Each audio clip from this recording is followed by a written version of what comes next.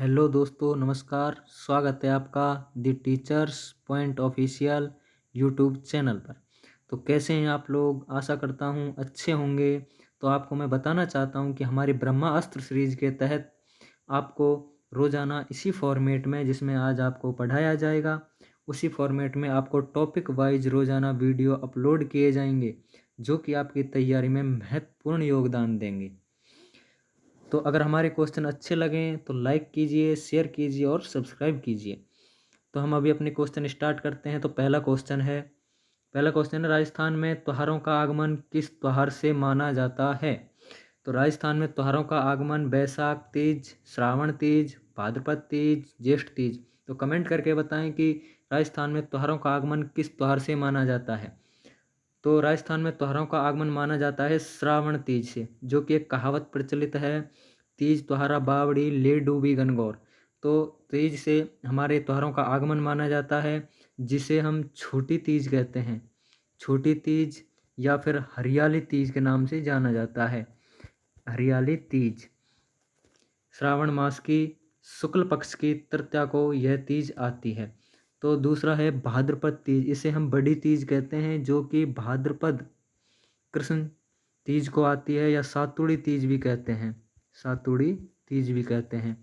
तो इसी के साथ श्रावण तीज जयपुर की प्रसिद्ध है, और भाद्रपद तीज में जो बड़ी तीज है वो बूंदी की प्रसिद्ध है।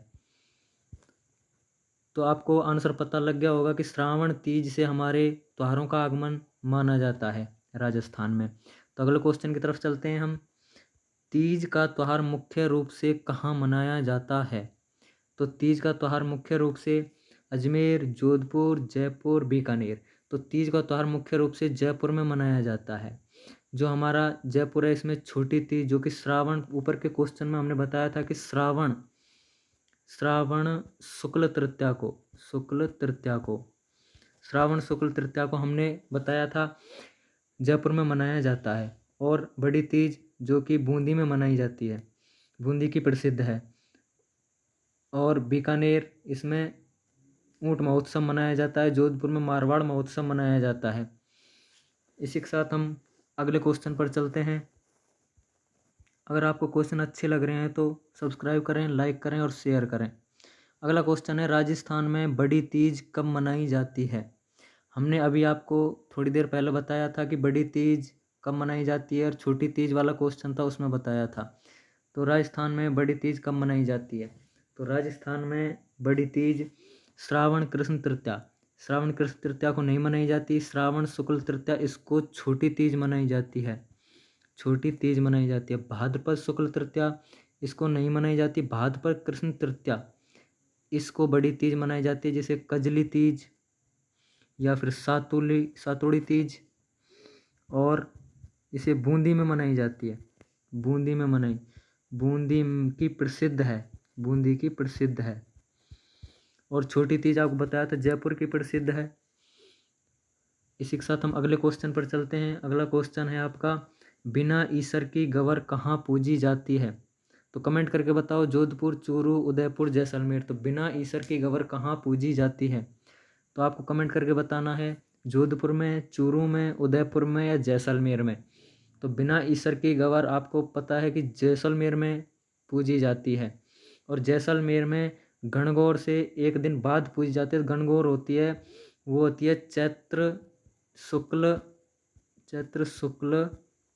तृतीया को। गणगौर होती है, परंतु यहाँ चतुर्थी को पूजी जाती है। चैत्र शुक्ल तृतीया को यहाँ पर बिना ईसर की गवर पूजी जाती है।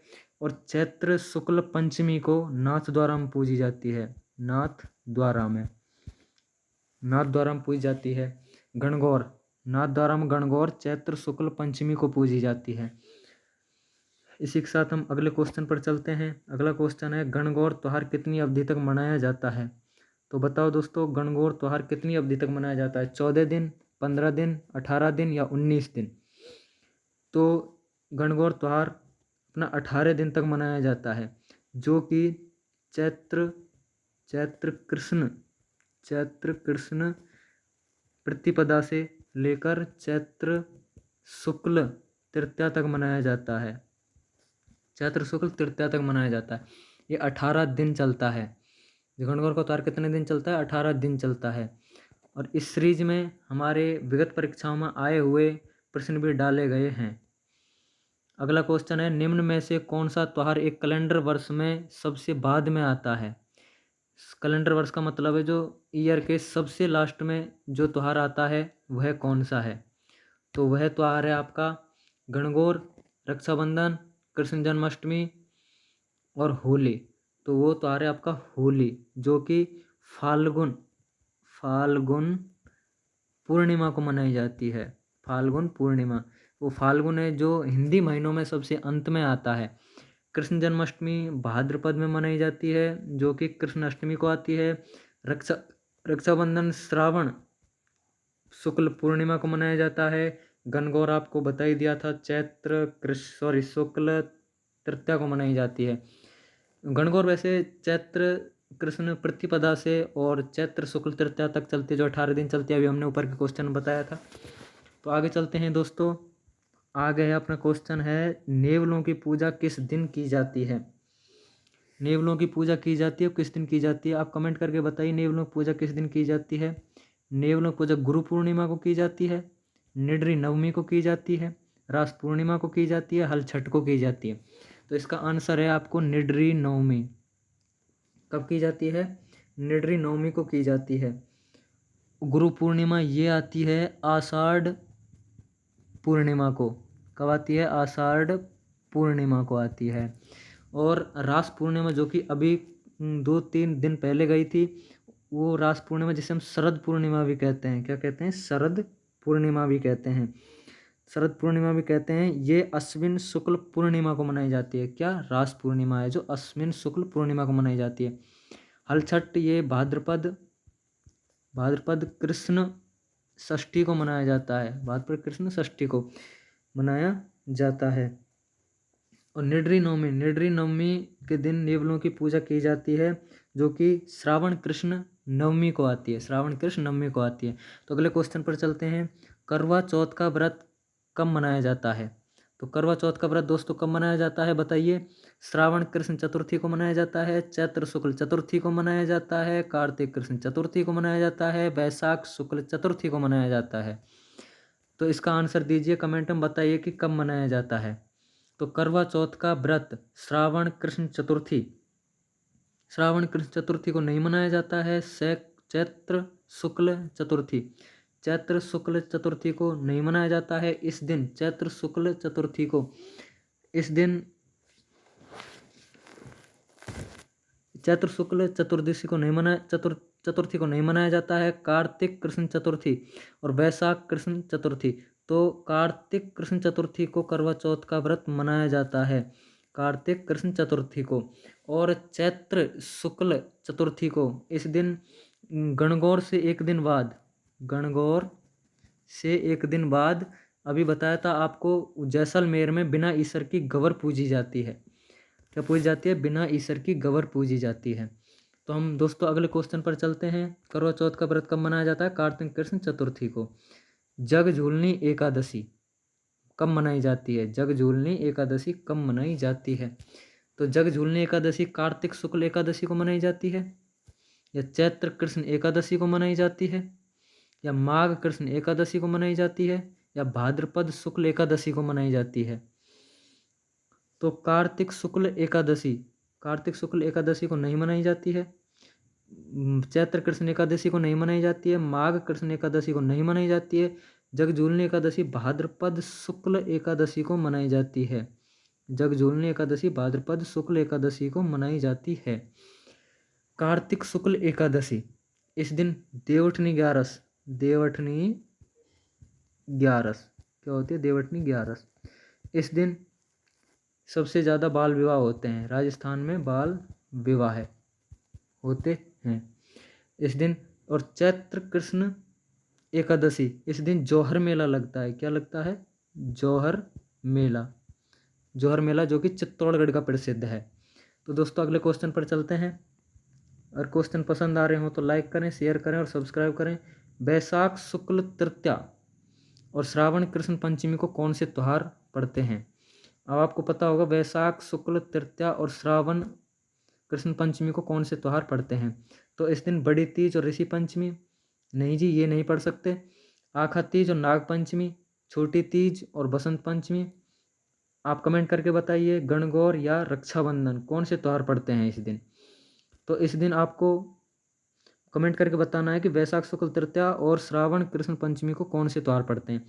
तो इसमें पढ़ते हैं आखा तीज और नाग पंचमी। आखा तीज और नाग पंचमी। आखा तीज इस दिन बाल विवाह अधिक होते हैं, बाल विवाह अधिक होते हैं।